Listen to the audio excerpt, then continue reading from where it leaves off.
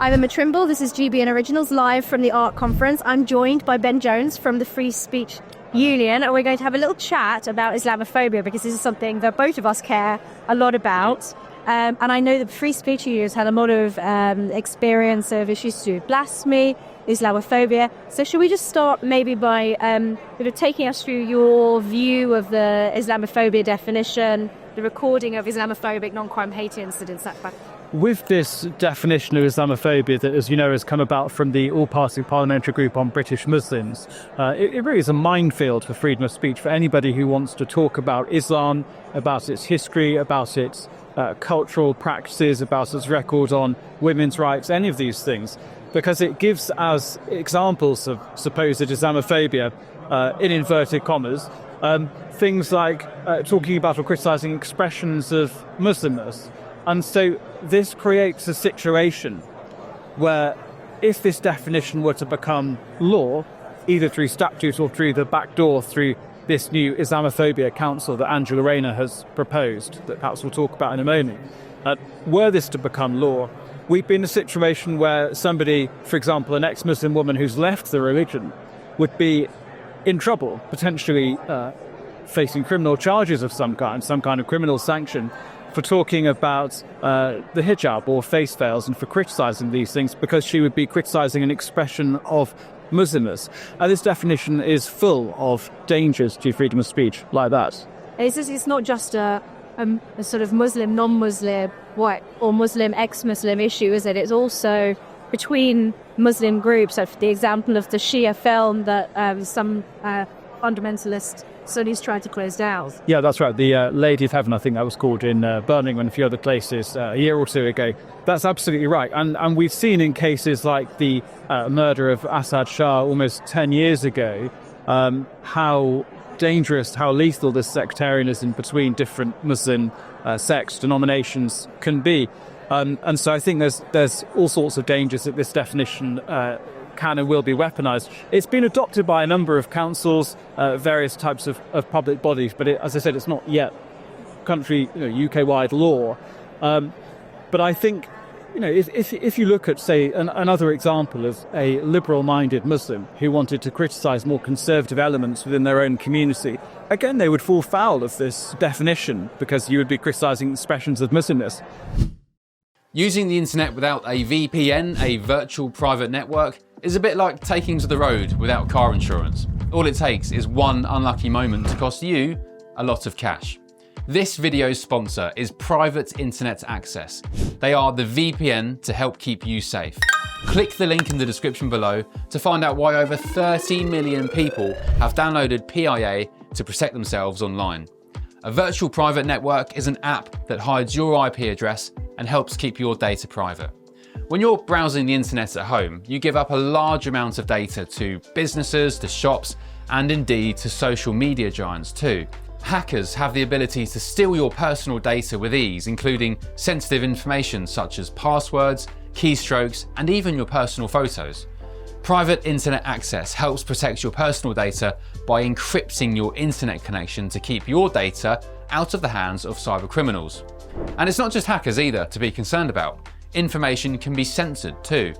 When Canada passed their C-18 bill, social media giants decided to ban news content on their platforms. But PIA can protect your ability to consume the news and content you love. Private Internet Access is available for Windows users, Mac OS, Android, Linux, iOS, and you can use one PIA subscription to protect an unlimited amount of devices. And we've got a huge GB News discount for you too. Click the link in this video's description and you'll get a massive 83% off PIA. That's under £2 a month, the price of a coffee, and you'll get an extra 4 months completely free on top. Also, there's a 30-day money-back guarantee too. Visit piavpn.com/GB News to start protecting yourself digitally today. So what are those conservative practices? Are you thinking the wearing of the hijab, niqab, that kind of thing? I think so, particularly if you were talking about modesty standards for women, for example. That's the most palpable expression of Muslimness, I think, that people notice walking down a street here in London or various other parts of the country. And it clearly will inhibit discussion of those sorts of topics, even for people who are from within those communities, much less for the rest of us or anybody else. Within the free speech union, obviously, you've already had some experience of cases that relate to blasphemy and Islamophobia, even before any legal definition has been brought in. How much worse do you think things would get if you did have a legal definition of Islamophobia, and what are the sorts of cases that you're already seeing even before this definition's been brought? Well, in the last 2 weeks, there has been this space of copycat Quran burnings after the murder of somebody in Sweden who had burnt a Quran. People have burnt Qurans in solidarity with him as demonstrations.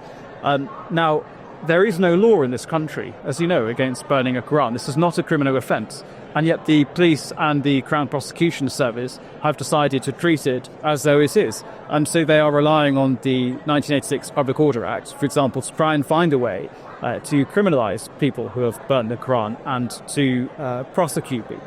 Now, we are assisting several such cases right now at the Free Speech Union because we think that this precedent must not stand. We must not be in a position where the police have been, and the CPS, are able to criminalise burning a Quran through the back door. Now, lots of people, of course, will say that burning a Quran is disrespectful and people ought not to do it.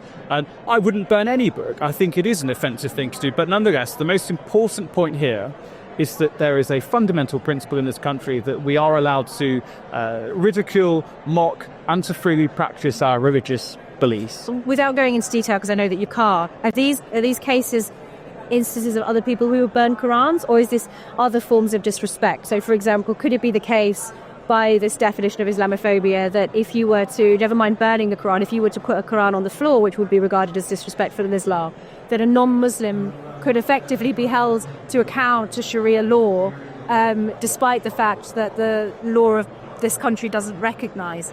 I mean, to go back to your previous question about essentially are things bad enough already, even without this definition, there was the case of the schoolboys in Wakefield who lightly scuffed their own copy of the Quran by accident.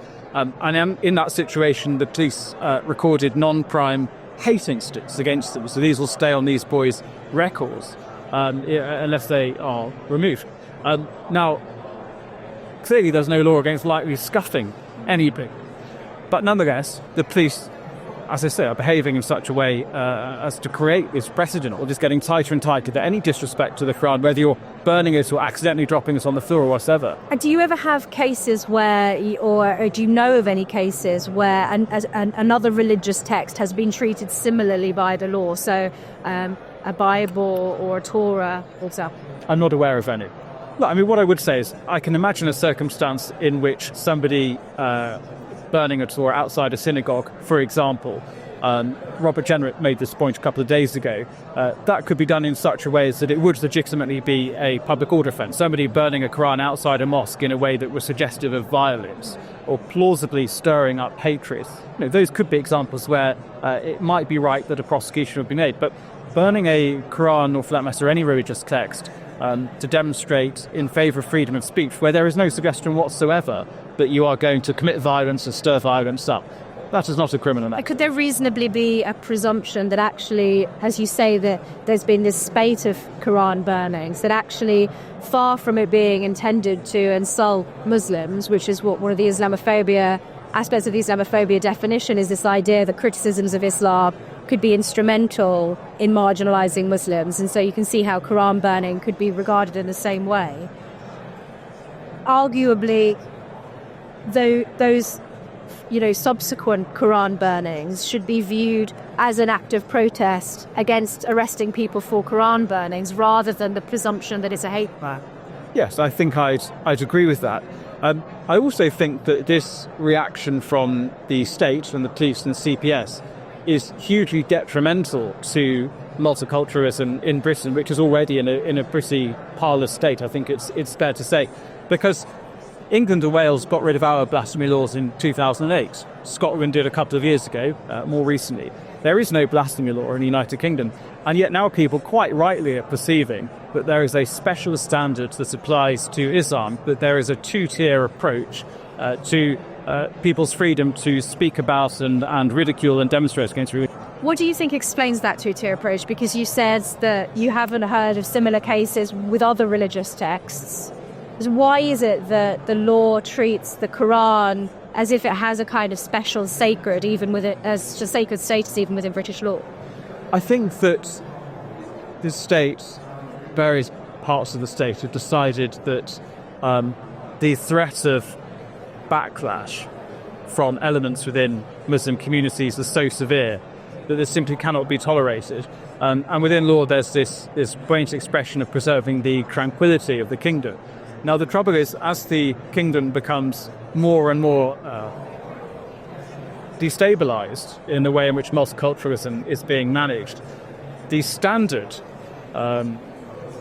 required to maintain that tranquility is going to become tighter and more severe and more censorious, because if the whole country becomes like a tinderbox where the slightest provocation risks sparking serious unrest, as we have seen all too often in the last 12 months alone, the police, the state, CPS and so on are going to take a much more heavy-handed approach. And that's what we're seeing. It's the policing of multiculturalism. It is deeply inimical to freedom of speech for all of us. There's a zooming out of it, because we're obviously here at the art conference. There's a lot of talk of civilization, shared civilization. How much of an impact, negative impact, presumably, do you see this having on British society more broadly? So we've just seen J.D. Vance giving this speech at the Munich Security Conference, where he very clearly associated censorship with a security risk. So how do you see this in terms of its broader security implications, its broader implications for the culture, the country and society at large? Well, look, I defend freedom of speech because I think freedom of speech matters. But there's a very strong secondary argument, if you like, from pure power politics, that we ought to defend freedom of speech because the Americans and the new administration quite rightly care about it quite a lot. And it's entirely unreasonable for us to expect, and for Europe to expect, that we can benefit from American security guarantees defending the free world if we are substantially unfree, if our governments are not committed to freedom of expression, freedom of conscience, freedom of religious and philosophical belief and so on.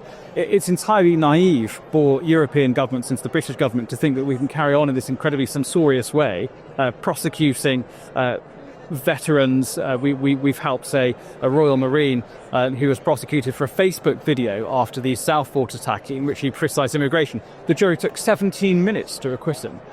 And our state thinks that it can carry on like that and still be part of a free world led by the United States. It's incredible. I mean, it's delusional. It's just not going to fly. It's not going to fly out team. Thank you so much. Ben Jones from the Free Speech Union. Thank you for watching GB News Originals. Don't forget to like and subscribe to the GB News YouTube channel.